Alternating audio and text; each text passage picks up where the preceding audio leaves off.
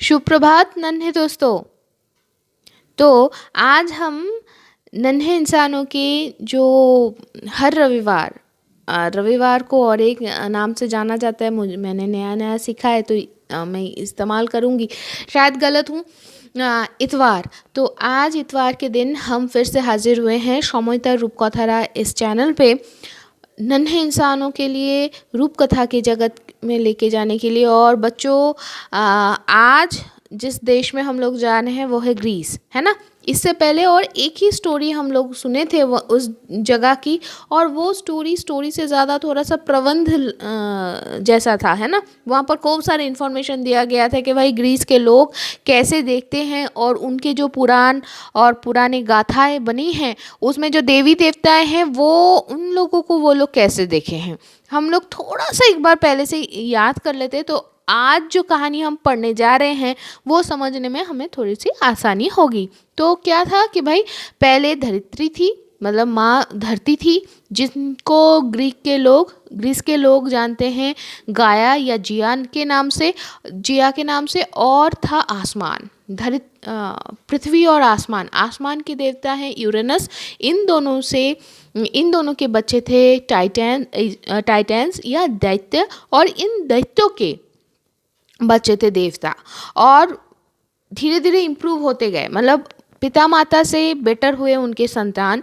और धीरे धीरे ऐसे ही करते हुए चलते हुए क्या हुआ कि देखो, पुराने से आगे बढ़ना होता है नए की तरफ, है ना। तो इसीलिए ग्रीस के वासिंदे जो लोग हैं वो लोग देवता टाइटन्स के जो बच्चे हैं वो लोग बेटर थे दैत्य से या टाइटन्स से। इसीलिए वो लोग देवता के आसन दिए टाइटन्स के बच्चों को ही, और उनके जो राजा थे वो थे जुपिटर। तो चलो बच्चों आगे बढ़ते हैं। आज का जो स्टोरी है, आज की जो कहानी है, उसका नाम क्या है? उसका नाम है अग्निवाहक प्रोमीथियस। अग्निवाहक मतलब जो आग को लेके आया, तो आग लेके आने वाला प्रोमीथियस। देवताओं के संपर्क में उस समय ग्रीक के बाशिंदा लोगों का जो धारणा था ना वो बहुत ही विचित्र था। वो लोग ये मानते थे कि टाइटन या दैत्य लोगों का जो संतानें हैं वो है देवता, लेकिन वो लोग अपने पिता माता से बेटर थे। शायद इसीलिए ये जो टाइटन लोग थे वो लोग डरते थे अपने बच्चों से। और ये जो डर है बच्चों ना जानने का, और वो मुझसे बेटर है, ये सोचते सोचते जो डर लगता है, ये जो एक भय है, इस भय ने उन लोगों के दिमाग में संदेह का बीज बो दिया, और ये संदेह धीरे धीरे शत्रुता के बीज बो दिए। और इसी का चलते लड़ाई होना शुरू हो गया देवता और टाइटन्स के बीच में। ये कई युगों तक चला, और आखिर में देवताएं अपने नए नए शक्तियों के बलबूते पे दैत्यों को या टाइटन्स को पराजित कर दिए। और देवता सारे जो क्षमता हैं सब कुछ के अधीश्वर या मालिक बन बैठे। वो लोग ओलंपस के जो शिखर है वहाँ पर अपना स्वर्गलोक की स्थापना की, और वहाँ पर वो लोग रहने लगे। लेकिन जितने दिन जाता रहा देवताएं उतना ही उदासीन होने लग गए पृथ्वी के लिए। मेघ के बादल के उस पार रहने वाले वो लोग मिट्टी के खबर क्यों रखे? पृथ्वी के सबसे क्षुद्र जीव हैं इंसान, उनके लिए वो लोग सबसे ज़्यादा उदासीन हो गए और सबसे ज़्यादा निष्ठुर भी होने लग गए। देवता लोग निर्मम व्यवहार करने लग गए, और इस चलते इंसानों का जो जीवन है वो इतना कठोर और कठिन हो गए कि क्या बोले। प्रकृति की सबसे असहायतम जीव कौन है पता है? वो है इंसान। सिंह की तरह उसके पास ना तो शक्ति है, ना हिरन की तरह उसके पास तीव्र गति है, ना पंछियों की तरह वो लोग उड़ सकते हैं। खाना बटोरने में ही वो लोग पूरे दिन लगे रहते थे। अपने आत्मरक्षा के लिए वो लोग हर दफ़ा हर दम पूरे दिन दौड़ते फिरते थे, जंगलों में, खेत में।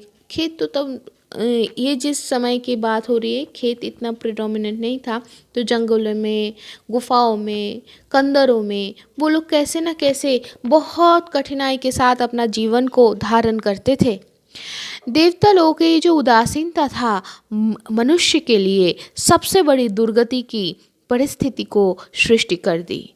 और ये एक एक ऐसे थे, एक कोई ऐसा था जिनके मन को बहुत ही व्याकुल कर दिया, और उनका नाम था प्रोमेथियस। प्रोमेथियस भी थे, देवता नहीं, टाइटन थे। लेकिन प्रोमेथियस इस नाम का अर्थ क्या था? भविष्य देखने वाला।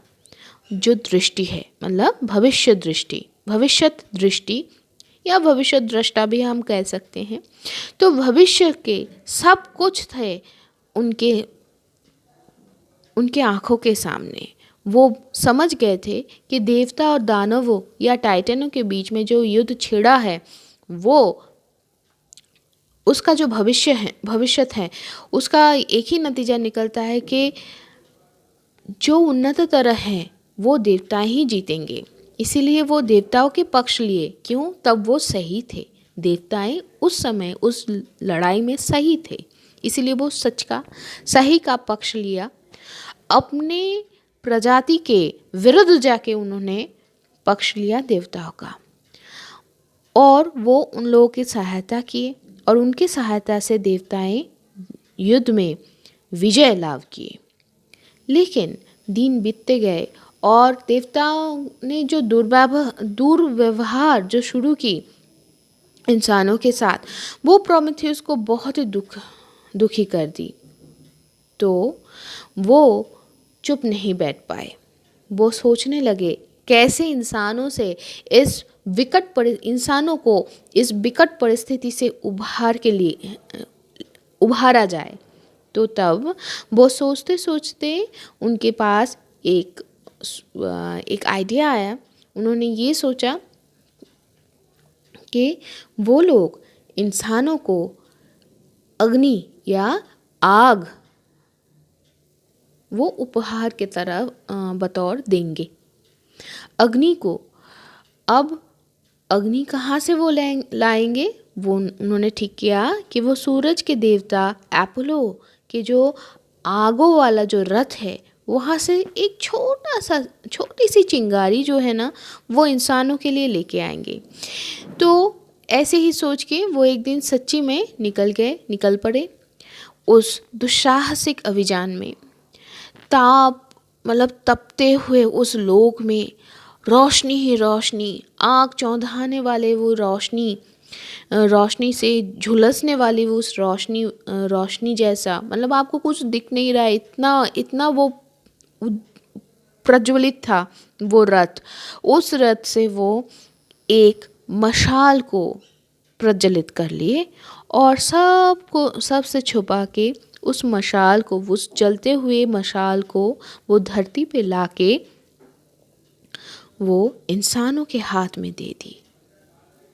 और इसके साथ ही उनके जीवन में उन्होंने एक अच्छा काम किया। उन्होंने जिनके साथ अत्याचार हो रहा था उनके साथ दी, तो उनके जीवन को एक शांति मिला, उनको बहुत अच्छा लगा। और वो खुद ही मन उनको समझ में आया कि उनके जीवन में एक नए सूर्य का उदय हुआ है, मतलब एक नया पर्याय उनके जीवन में शुरू हुआ है। लेकिन देखते हैं इससे उनके जीवन में कठिनाई बढ़ी या आसान रहा उनके आगे वाले जीवन। तो देखो बच्चों, ये है सूरज, और सूरज से प्रोमेथियस जो है देखो छुपते छुपाते एक मशाल को प्रज्वलित करके वो ला रहे हैं, इसलिए प्रोमेथियस यहाँ पर नहीं दिख रहे हैं। तो अब आग पाते ही इंसान धीरे धीरे अपने आप को सक्षम बना लिए। धीरे धीरे वो आविष्कार किए इस आग की सहायता में बहुत सारे चीज़ें। आग से ही वो लोग अस्त्र शस्त्र हथियार बना लिए और फिर वो पूरे जीव जगत के सबसे ऊपरी हिस्से में मतलब सबसे बलशाली एक जीव की तरह शासन करने लग गए। आग की सहायता से ही वो लोग खेत खलिहान के बहुत सारे चीज़ों को वो लोग इजाद किए। जो लांगल है, हल है, सब कुछ वो लोगों ने बना लिए। फिर एक्स जो है, जो हसुआ है, सारी चीज़ें वो बना लिए। तो उससे उन लोगों की खेती आसानी हुआ। अब वो खेती के लिए भी सोचने लग गए, खेती करना शुरू कर दिए। इस आग को ही प्रज्वलित करके वो लोग ठंड से इजाद पाए। आग में झुलस के वो लोग खाना पका मतलब फल बोलो, मांस बोलो, सबको झुलसा के वो लोग सेफ और अच्छा वाला खाना पका लिए। जितने सारे अब इस आग के हेल्प से ही, सहायता से ही बहुत सारे यंत्र और फिर बहुत सारे फर्नीचर्स वगैरह वो लोग सब बनाए। और धीरे धीरे धीरे धीरे इंसानों का जो जगत है वो समृद्धशाली या सुखमय सुगम होना शुरू हो गया और इंसान सुखी और सभ्य जीवन की तरफ आगे बढ़ गए। लेकिन इतने दिनों से इंसानों के ऊपर अपना वर्चस्व और विस्तार करके रहे थे देवताएं, उनको वो भाया नहीं। तो देवराज जो हैं जुपिटर, उनको तो आंखों में खटक गया। वो सोचे इन सब की जड़ में है। अब तो इंसान इतने ज़्यादा हमारे तरफ ऐसे आंख उठा के हमेशा ही देखते रहे, प्रार्थना करते रहे, ऐसे तो नहीं हुआ, सक्षम नहीं रहे भाई। अपने आप में मतलब वो पूजना ही तो पूजनीय होता है ना, जहाँ पर आपके ऊपर कोई निर्भर करके आपको नहीं पूजता है, आपसे डर के कोई ना पूजे, आपके सद्गुणों के लिए आपको पूजा जाए। लेकिन वो चीज़ अब जुपिटर ने सोचा नहीं। उसने क्या सोचा, यार आग मिलते ही ये लोग तो हमारे सर पे नाच रहे हैं। उसको यही लगा, उनको यही लगा। तो उन्होंने क्या किया कि इसके लिए जो जिम्मेदार है वो है प्रोमेथियस, क्योंकि प्रोमेथियस ने ही आग को बहन करके आग को लेके आए थे सूरज देव से, अपोलो से, और इंसानों को उन्होंने ही दिया है। तो भाई एक काम करते, इसको ही पहले सज़ा देते हैं। और सज़ा भी बहुत ही भयंकर था, पता है, ताकि और कोई ना देवताओं के खिलाफ जा पाए। ऐसा एक उदाहरण, वो डर को कायम करने की कोशिश की।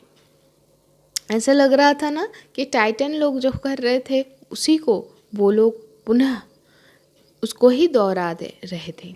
तो फिर प्रोमेथियस को उन्होंने एक सज़ा दी। वो सज़ा क्या था, उनको कॉकेसस पर्वत में वो जो ठंड वाले जो पर्वत शिखर है वहाँ पर वो लोग बांध दिए। और बांधने के बाद उनको वहाँ पर रख दिए। और हर रोज़ ज्यूस के मतलब देवराज जो हैं जुपिटर के आदेश से एक ईगल हर रोज़ जाके उसके जो पेट को फाड़ के चीर के वहाँ से खून पी के आता था, प्रोमेथियस के पेट को चीर के। और हर रात को प्रोमेथियस का वो घाव भर जाता था, वो थोड़ा आराम उसको मिलता, फिर अगले दिन सुबह ऐसे ही चलता।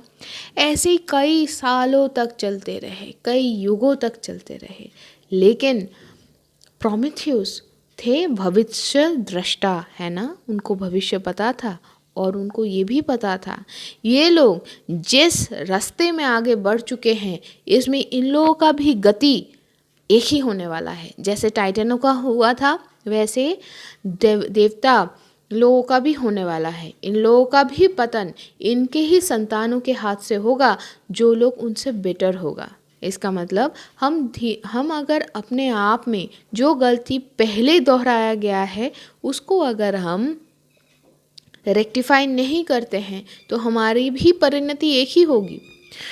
तो ये चीज़ तो अब जुपिटर को तो समझ में आ गया भाई, भविष्य में क्या होगा ये तो सिर्फ प्रोमेथियस ही बता सकता है। तो भाई कैसे अब थोड़े ना उसके आमने सामने आके डायरेक्टली वो बोलेगा।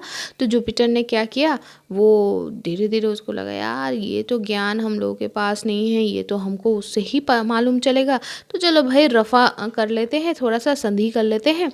तो वो जुपिटर ने क्या किया, अपने हाफ मतलब आधा इंसान आधा देवता हरक्यूलिस है ना, हरक्यूलिस का नाम हम लोगों ने सुना है। तो हरक्यूलिस को बोला कि भाई तुम जाओ और प्रोमेथियस को मुक्त करके लाओ। तो हरक्यूलिस तब चलने लगा।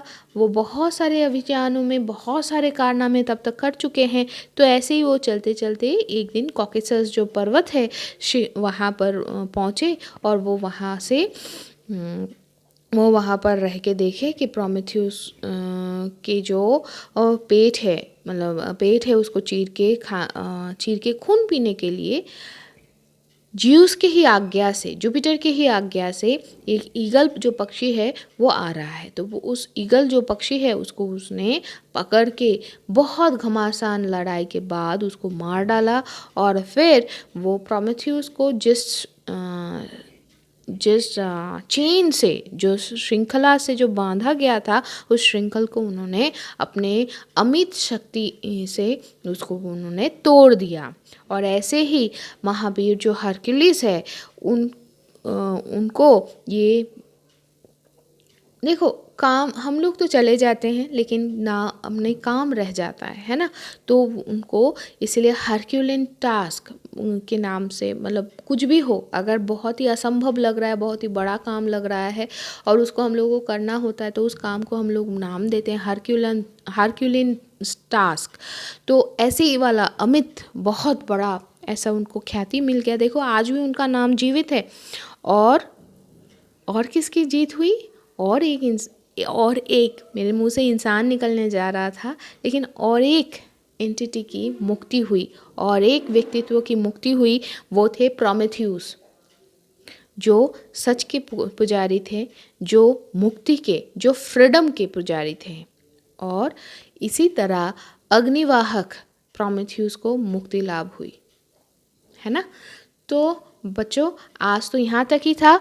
फिर मिलते हैं अगले नहीं फिर मिलते हैं फोक टेल्स ऑफ बंगाल इस इंग्लिश वाले सेगमेंट में। तो थोड़ी देर के लिए मुझे इजाज़त दे दो, हम लोग फिर से मिलते हैं। और ये वाला सेगमेंट, अंग्रेज़ी वाला सेगमेंट में हम लोग मिलेंगे आज, कल और परसों। और वहाँ पर हम लोग कौन सा स्टोरी पढ़ रहे हैं, सुन रहे हैं बच्चों, फ़कीर चांद। तो चलो इंग्लिश वाले सेगमेंट में, ठीक है। और तब तक के लिए मुझे इजाज़त दीजिए, और बाकी सबको, जो लोग मुझे सुन रहे हैं, जो लोग अपने लाइफ में, डेली लाइफ में मुझे संजोया है, एक डेली रूटीन की तरह बना लिए हैं, उनको भी धन्यवाद। और जो लोग आने वाले हैं उनको भी धन्यवाद। और आशा करूँगी कि समयता रूपकथा, इस रूपकथा की जो चैनल है, ये आप लोगों के जीवन में रूपकथा सोचना, मतलब क्या बोलूँ, एक नई सुबह लेके आई है। आई होप जो सुबह हम लोगों को फिर से अपने बचपन की तरफ, अपने बचपन की वो जो फुदकने वाले दिन थे, उसी के तरह हम लोगों को फिर से हरा भरा कर दिया है। तो चलो दोस्तों, मुझे अभी के लिए इजाज़त दीजिए। टाटा।